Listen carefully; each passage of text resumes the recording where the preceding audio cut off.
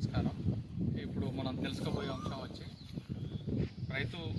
రైతు సంఖ్యా నమోదు ప్రక్రియ. రైతు సంఖ్యా నమోదు ప్రక్రియ అనేది ఎందుకు అవసరం అంటే, భారతదేశంలో ఉన్నటువంటి ప్రతి పౌరునికి ఏ విధంగా అయితే ఆధార్ కార్డు ఉందో, భారతదేశంలో పంట పండించే భూమి కలిగి పంట పండించే ప్రతి ఒక్క రైతుకు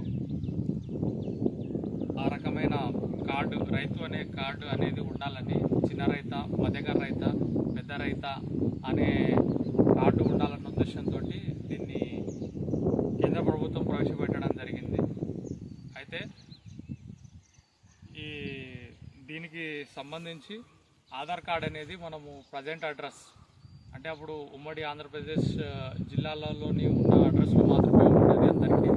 ఇప్పుడు ప్రజెంట్ అడ్రస్ అంటే ప్రజెంట్ విలేజ్, మండల్, తర్వాత డిస్టిక్ ప్రజెంట్ అనేది అప్డేట్ అయి ఉండాలి. ప్రధానంగా ఇది అప్డేట్ అయి ఉంటే సరిపోతుంది. అయితే ఈ రైతు సంఖ్య నమోదు ప్రక్రియ అనేది ఎందుకు అవసరము అంటే, పౌరులకు ఏదైతే ఆధార్ కార్డు ఉందో దాని ప్రకారంగా రైతు కార్డు ఉండాలన్న కాన్సెప్ట్ అనేది సెంట్రల్ గవర్నమెంట్ తీసుకుందని చెప్పినాం కదా. అయితే రైతులనే పర్సన్స్, చిన్న రైతులు, 3 రకాలుగా ఉంటారు రైతులు అనేటోళ్ళు. చిన్న రైతులు, మధ్యకార రైతులు, పెద్ద రైతులు. 2 ఎకరాల లోపు ఉన్న వాళ్ళను చిన్న రైతులని,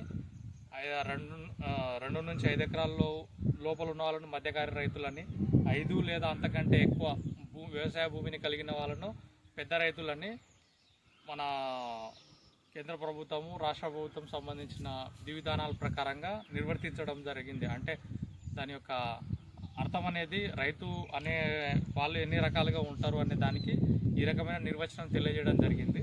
అయితే ఈ రకమైన రైతులు ఎంతమంది ఉన్నారు, దానికి సంబంధించినటువంటి భారతదేశంలో ఈ మూడిట్లో ఏ రకమైన రైతులు ఎక్కువ మంది ఉన్నారు, వాళ్ళకి ఏ రకమైన బెనిఫిట్స్ సంబంధించిన నీడ్ కావాలి, అంటే వాళ్ళ యొక్క అవసరం ఏముంది, వాళ్ళు ఏం పంటలు పండిస్తున్నారు, వాళ్ళ అవసరాలు ఏంటి అనే విషయాలు తెలియజేయాలన్న ఉద్దేశంతో ఈ రైతు సంఖ్య నమోదు కార్యక్రమం అనేది యాప్లో తెలియజేయడం జరిగింది.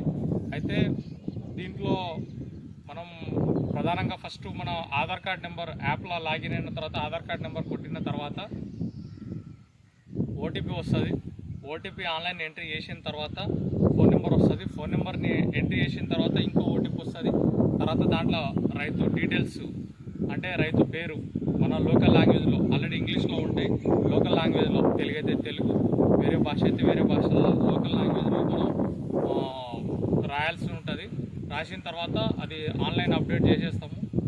దాని తర్వాత కంప్లీట్గా ఇంకా ముందరికెళ్తే, ముందరికెళ్తే మన భూమి వివరాలు అనేటివి ఎంత ఉంది, ఫలానా సర్వే నెంబర్లో, ఫలానా విలేజ్లో ఎంత ఎక్స్టెంట్ ఉంది, ఇది ఉన్నది వాళ్ళదేనా, కరెక్టేనా కాదన్న ఉద్దేశం అనేది అక్కడ చూపిస్తుంది. చూడగానే ఆ డీటెయిల్స్ మనమే అది తెలియజేయడం ద్వారా దాన్ని ఓకే చేసి సబ్మిట్ చేయడం జరుగుతుంది. దాని తర్వాత ఆధార్ కార్డ్ నెంబర్ కొట్టాలి. ఆధార్ కార్డ్ నెంబర్ ఎంటర్ చేసిన తర్వాత ఓటీపీ వస్తుంది. ఆ ఓటీపీ మనం నమోదు చేసిన తర్వాత 36_ అని సో సిరీస్ నెంబర్ తోటి కంప్లీట్గా మెసేజ్ వస్తుంది. అక్కడ అవతల అగ్రికల్చర్ వాళ్ళకి సంబంధించి కూడా అది చూపిస్తుంది. అది ఎందుకు అది అనేది దాని యొక్క రైతు సంఖ్య ఐడి. రేపటి నాడు దానికి సంబంధించిన వివరాలు అనేటివి తెలుసుకోవడానికి ఆ కార్డ్ అనేది రేపటి నాడు కేంద్ర ప్రభుత్వం తర్వాత ఇష్యూ చేస్తారు కార్డ్ అనేది. ఇప్పటికైతే ప్రజెంట్గా సాఫ్ట్వేర్లో అంటే ఆన్లైన్ నమోదు ప్రక్రియలో భాగంగా మాత్రమే అది ఆన్లైన్లో మాత్రమే చూపిస్తుంది, ఓటీపీ రూపంలో మాత్రమే చూపిస్తుంది. ఇది అనేది ఫార్మర్ రిజిస్ట్రేషన్ ప్రక్రియ. ఈ ఫార్మర్ రిజిస్ట్రేషన్ అనేది భారతదేశంలో మన తెలుగు రాష్ట్రాల్లో పంట పండించే ప్రతి ఒక్క రైతు సోదరులు ఈ యొక్క ఫార్మర్ రిజిస్ట్రేషన్ అనేది చేసుకోవాలని తెలియజేస్తున్నాను.